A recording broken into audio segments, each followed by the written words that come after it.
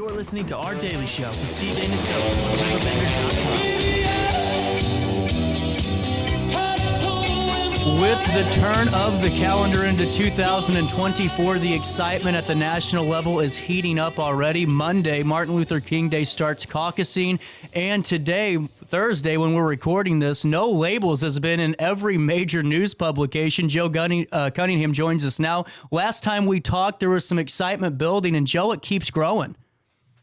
It does. It does. You know, I was just up in Maine. I got back late last night here at Charleston, South Carolina.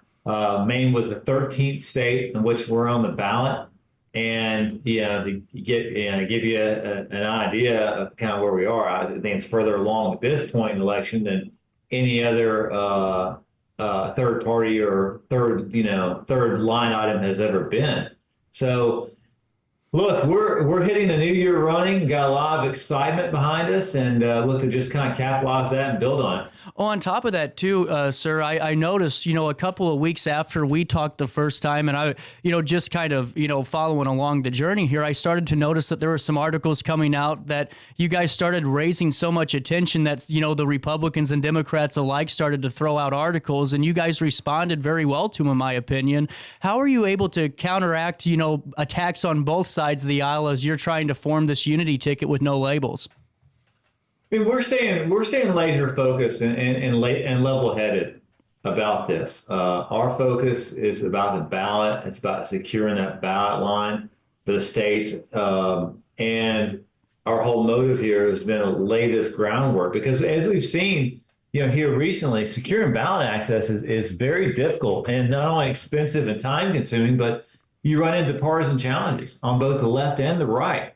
And oftentimes it may not get the coverage that it probably deserves, but it's a challenge in each particular state. And the fact that we're on 13 already and building, our job and our role, we see it as laying this groundwork, laying this foundation, and then handing this off to a ticket which we think could win. In our time frame, we spoke last time, I think, we were going to wait until after Super Tuesday, sometime mid to late March, make sure that the field is set in such a way that there's an opening and that America still wants another choice. And if they still want another option, no one else is stepping up to provide them with that. With the exception of no labels. One on top of that, too, sir, I mean, caucusing is around the corner here on Monday in Iowa. And, you have poll numbers that show that, right now as it sits, and we can't go by polls and caucusing because it's a little bit different. But, Trump's up 30, 40 points in the statewide poll, and nationally he's up. And it shows to me that, there's a growing concern of maybe there is a better option. And you see Nikki Haley's poll numbers going up as maybe an alternative on the Republican side. But on the flip side, you need someone that can win that national election. And in your opinion, even after Super Tuesday, after all the primaries get going, as of now, do you see that as no labels really needing to have somebody just at the way things stand currently as we're ahead of Iowa? Yeah, I mean, I think if anybody who's sitting here and you see Nikki Haley making ground, you can't ever count her out, can't ever count anyone out. But if we're making a wager today, I think most people would feel comfortable putting their chips on a Trump-Biden rematch. Yeah, that's the way in which it looks like it's been heading, and time's running out. We're in almost the middle of January right now, and so as you mentioned, it's just right around the corner. Well, and on top of that too, there's reports all the time that says, hey, after Iowa, maybe DeSantis gets out of the race because he put so much into it. You hear the same rumors floating with the Haley in New Hampshire. So really, after that, if these reports and rumors are kind of accurate or even close, there's only a couple of more weeks before you only have one Republican, candidate in that primary race the way it stands, minus Vivek Ramaswamy, who, in my opinion, and in the opinion of others, doesn't really poll that high compared to a Trump anyway. So you'd have that front runner there on the Republican side. Biden's going to be in the Democratic nomination, and that's the way it is. So I think that right now people are excited. You hear names like Christie being floated. I saw a couple of reports about maybe even a Joe Manchin, working with a no labels. It was a couple of months ago I saw that, so I can't really speak accurately to that. But when you hear these things and you hear some of these bigger named, politicians that were welcomed on both sides of the aisle, do you get excited a little bit more as we creep closer to March? Yeah, I do, and I'm on the ground across the country. I travel a lot. As I mentioned, I just come back from Maine. Met a lot of incredible people across the state. And this feeling, I mean, these polls that show how dissatisfied Americans are with these two presumptive nominees, man, like you feel it on the ground. Anybody who gets out of their own bubbles, especially folks in Washington D.C. and the Beltway, you go to any area of the country, and majority of the people, vast majority, feel the exact same way. That they're disappointed. Everybody's scratching their heads, saying, how on earth is it that we're the greatest country on earth and we're left with these two options? And so again, like I was telling a group yesterday that we live in a country where people should feel excited about voting. It is a right, and it's a right that not every person on this green planet has, and everybody should feel excited about exercising that right and not dreading having to vote, not having to vote for the lesser two evils, or not having to vote against somebody, but to vote for someone. And again, we feel like it's our duty to step up and provide that other option if the vast majority of Americans are wanting it. Well, and on top of that too, I'm sure you've heard time and time again, Mr. Cunningham, that the fact is that maybe for the last 2 or 3 elections, folks felt like they were voting for the lesser of two evils in their mind, or maybe the last 2, I'd say, because that was a statement that was made quite a bit when I was watching coverage was, well, what's going to do the least amount of damage? And at this point, it's time, maybe for a lot of Americans to get back to just getting along together and growing together as a country instead of just trying to stand as individuals. Yeah, it's and when you engage in politics at this level, it invites all the negativity. You're in the major leagues of politics, so the toxicity and the people who make it personal, and it's not for me. Like it's simply that I love this country. I want to do what's best for it, and I look around it and know that folks are dissatisfied with their options, and know that we have a system that may not present out of their respective primaries the most palatable options for people. So that's where I feel like when you look at the numbers here on this, it gives you a measure of comfort knowing that the vast majority of Americans are also standing with you. Yep. Oftentimes, they may not be the loudest on Twitter or on social media or on mainstream news, but the truth is, by and large, and the polls indicate this, majority of Americans are with us in this effort. And let me follow up on that, because that's a perfect segue. Is it seems like whenever you, as of now, when you look at both sides of the aisle, they're some of the most vocal on social media. It seems like a lot of their platforms being heard. But what's your message to folks that are supporting no labels, folks that are looking for that option that, hey, we might not have the most, posts on Twitter or X, whatever you call the darn thing now, but our message is still being heard and we are still being observed? How are you able to drive that message home when you do have the I won't want to say radicals, but just some folks on both sides of the aisle that are, raising all kinds of, statements and awareness for their campaigns on social media? I think getting out about, traveling, doing as much media as we can, communicating with people, meeting them where they are, and doing our best to educate folks on this is No Labels. It's a C4, it's a nonprofit. It's an entity that's been around for 14 years. And, I'm very familiar with the organization. It's a bipartisan group. And we've been doing work behind the scenes in Congress. And we've recently stepped up to give Americans another option in this presidential election. We're taking that message to people. I think it's also, we also benefit from just overall dissatisfaction that people have with the state of politics and the two presumptive nominees. And there's no reason to pounce upon that, because that just speaks for itself. Everyone has, not everyone, but large number of people have made up their minds about how they feel about one or the other, and we're not here to gang up on anyone. We're simply saying that there's another option. We live in a country where, we value our choices and our freedoms. This is America, and every other it seems like every other facet of our lives have evolved, with the exception of the political choices. And it's been, anybody who's been paying attention has been looking at the numbers of independents throughout this country, and how now almost half of Americans, it's like 49%, the most ever, identify themselves as independents. Now they may go one direction or another, to the left or to the right, but I think that's a signal that folks are have an appetite for something other than the status quo.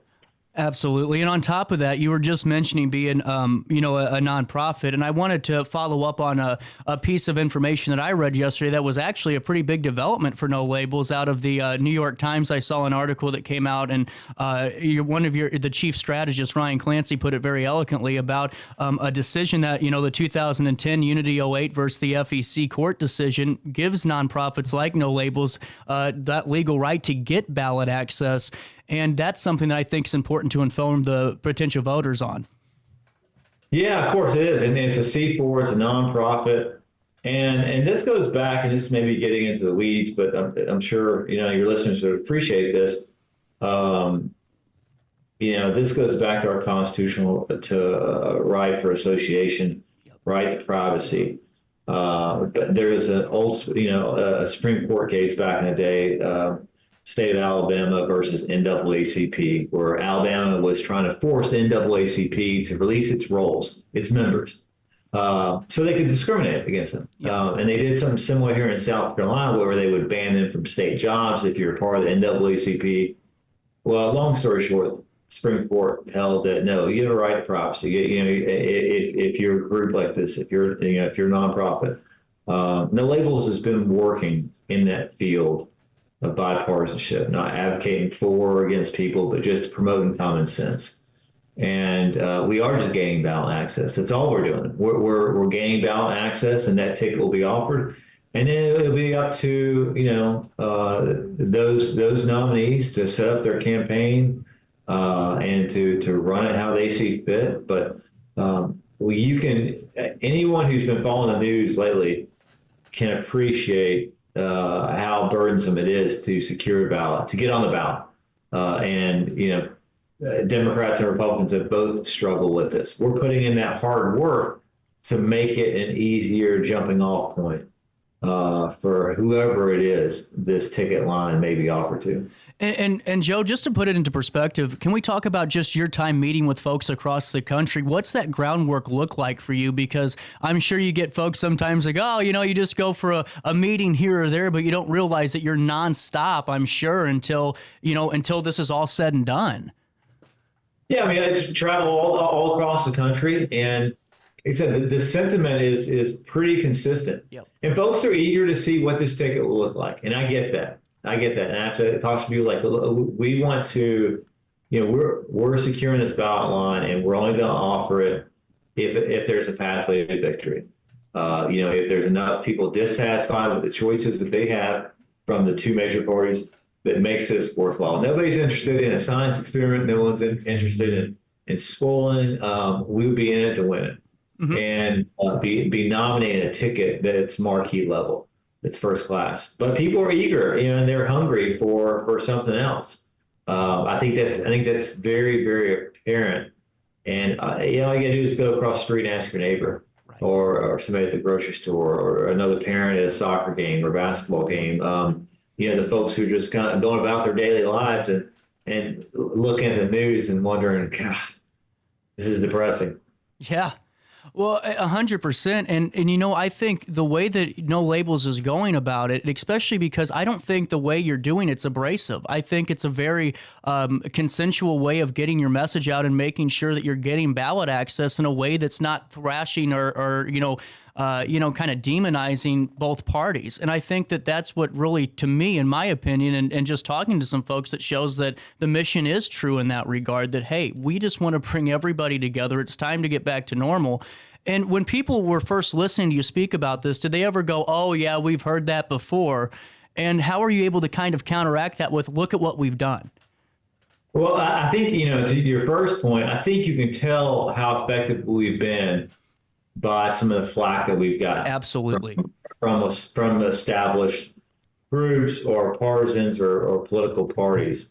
As they say here, hit dog hollers, and so like it shows you that we're making a difference. Yeah. And a lot of people don't like us disrupting the duopoly, um, but we don't work for them. Right. We've always felt ourselves a reflection of the common sense majority. Most people in our country are somewhere around the middle, either center left or center right. But and oftentimes, they don't get they don't have the loudest voice, mainly because the people are consumed with go about their daily lives, maybe taking care of a parent or raising their kids or working or traveling or whatnot, as opposed to working for a campaign, knocking doors, and being politically involved. So we're our goal is to give them a voice. Absolutely. And another question, because I know that we got to keep moving here, Joe, and I always appreciate talking to you, and I appreciate your time because I know that you guys are really busy getting ready for March and then the upcoming couple of months. But when you're talking to folks, I'm just curious, what is, and it's not like you can give me a number, but in terms of age, as No Labels, are you encountering some younger folks in this too, some middle-aged individuals, or the older population? In your opinion, what would be the most, visited group of folks that's coming to No Labels? It runs the gamut. It runs the gamut. It's a reflection of people who are dissatisfied with the status quo. To put a finer point on that question, I think ultimately it'll depend upon the candidates and who they can speak to effectively. It's been no secret that I think both parties have lost some sway with various demographics, and so there's a lot of room for us to maneuver. Yep. But ultimately, though, so many of these things will be contingent upon the names of these candidates. Absolutely. And before I let you go, two more questions for you. And one of them is how many times have you heard suggestions being given to you on the campaign trail? Or just, talking, not really campaign trail, but just talking in general. I'm sure people have thrown out names and you're going, well, we'll see. Well, we'll see. Does that happen quite a bit? Yeah, it does. I mean, there's no shortage of it. And that's good. And I ask people as well. I ask people, well, what would be your dream ticket? And so I ask you that. What would be your dream ticket? Ooh, good question. I'm going to say it publicly. I never give out anything like that, but I would say my dream ticket for No Labels would be a mansion and somebody like a Christie-esque figure that I think would be a pretty good ticket for me anyway. Okay. Good to hear. Good to hear. And Joe, with that, what are the next couple of months going to look like for you personally and No Labels as a whole? Well, a lot of traveling for me personally, which probably my wife and I have a 3.5-month-old at home. So I say that with some reservation, but look, it's election year. We have to do everything we can to get on all these ballots, put the work in, meet people where they are. I imagine there'll be discussions and reaching out to potential candidates, vetting, talking to people. We've had a lot of people approach us. We've approached people. And I think as this train kind of comes into the station with Super Tuesday, we're going to have a good idea of where we are. And since it's election year, it seems like on January 1st, it ratcheted up a notch. Yeah. It with everything.